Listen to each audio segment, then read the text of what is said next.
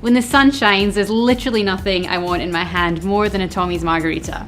This super simple drink is a fairly modern invention, although I suppose that the 90s are actually longer ago now than I like to accept, and it's only slightly tweaked from a classic margarita recipe, which we've already covered here, but it makes all the difference. I also have my own favourite twist on the twist, so stay tuned for that because I'll show you that too and do a little taste test of the two at the end.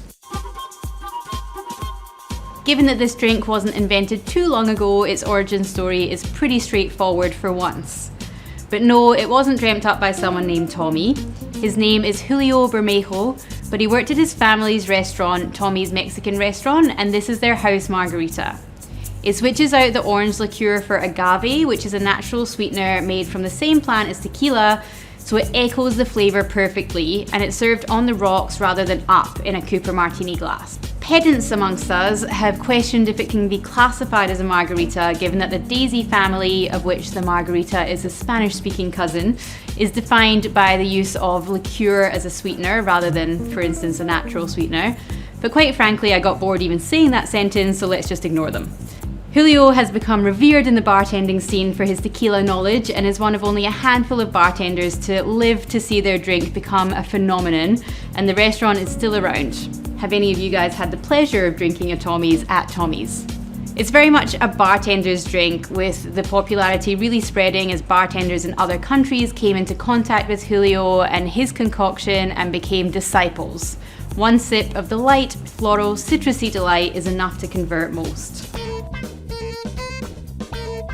The main thing that I love about this drink is that it's served on the rocks, because being quite honest, margaritas in a coupe glass can disappear dangerously quickly on a warm day, and the ice provides maximum refreshment, plus just slows you down a little. Julio himself discourages a salt rim, feeling that the good quality ingredients will sort of speak for themselves, and I do totally get that, and I don't tend to serve salt with tequila shots unless asked for. But for me, a little dab of salt on the rim enhances without overpowering, so I usually do a half a salt rim and let people decide themselves, because honestly, I feel a little bit cheated if I don't get one. Julio prided himself for switching out the house tequila at Tommy's from a mixto to 100% agave, and switching fresh limes for sour mix and the agave for sugar syrup, because apparently orange liqueur had actually been abandoned a while before he took over for cost-saving measures. So basically, as with all simple drinks, this hinges on good quality ingredients. I'm using Calle 23 tequila because it has a really lovely grassy note that I love as a savoury edge in here, and it's just really clean and fresh, which is perfect. Agave syrup can be found at most health food stores, so you know this drink is practically actually good for you, as well as places that you would find cocktail ingredients, although the health food ones can sometimes be quite thick, so a bit more tricky to work with. As I said, it's actually made from the same plant as tequila, so it just enhances that flavour without being too sugary. Crawley's is an Australian one, which is a really good viscosity for pouring. So first of all, we're going to juice some limes because fresh lime juice is key. It's a full 30 mils, or yeah, around one lime should be good unless it's particularly unjuicy. So then we're going to go a full double shot, so 60 mils of blanco tequila.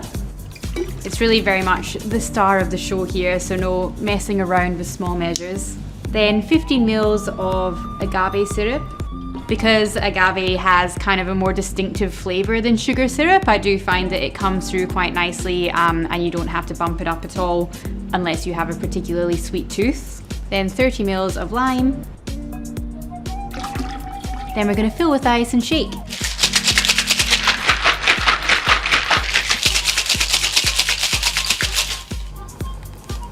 So I've just pulled my rocks glass out of the freezer, and I've got a nice big lump of ice in there. You can obviously use just cubed ice if you prefer. All right, then we're gonna do our little salt rim. I'm not gonna lie to you guys, I forgot to do this, and I put the ice in the glass first, but it seems kind of stuck, so we'll see if it manages to stay in there. Then we're just gonna pour the drink on top. And there we have a Tommy's Margarita. So that was a pretty classic Tommy's, and of course it deserves all of the credit it gets, but sometimes I do fancy something heftier with a bit more depth, and when that's the case, I reach for the Mezcal. Tequila may have been the reigning agave spirit queen for a while now, but Mezcal has had a strong surge in popularity recently as people have become more comfortable drinking flavorful spirits again. The vodka craze of the 70s and 80s has a lot to answer for, of course. Mezcal is less tightly regulated than tequila, which has to be from the tequila region and fit quite a few criteria to ensure the expected tequila taste.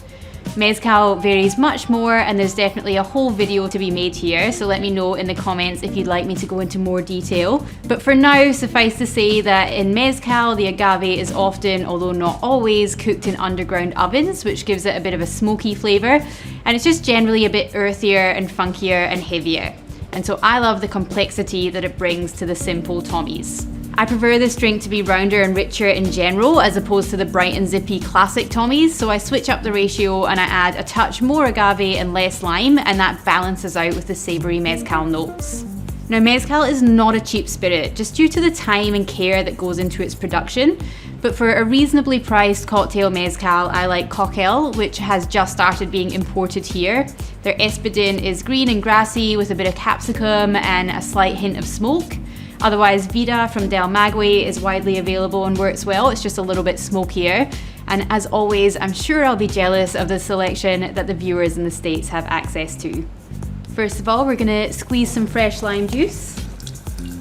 Then we're gonna go in with a full whack, 2 full shots or 60 mils of Mezcal, 20 mils of agave syrup. So you'll see how this one pours quite freely because it's designed for use in cocktails. Sometimes when you get your little squeezy bottle ones, they're a bit too thick and it gets all stuck to your jigger. Then 20 mils of lime juice. And this time, to make sure that I don't forget, I'm gonna grab my glass out of the freezer and do my little salt rim before I shake. So you can use a little lime wedge, or I just like to use the husk of the lime that I just squeezed because waste not, want not. And just go halfway around and give it a little dab in your salt. So I'm not honestly too precious about it. I quite like there being salt almost like quite far down the glass, and it gets a bit like on your fingers, and you know, it's all very visceral when you're drinking it. But what you do want to avoid is any salt being on the inside of the rim, because then it will just drop straight into the drink and sort of change the flavour of everything, as opposed to you having control over when you're drinking salt and when you're not. Then we're gonna fill our shaker tin with ice and give it a little shake.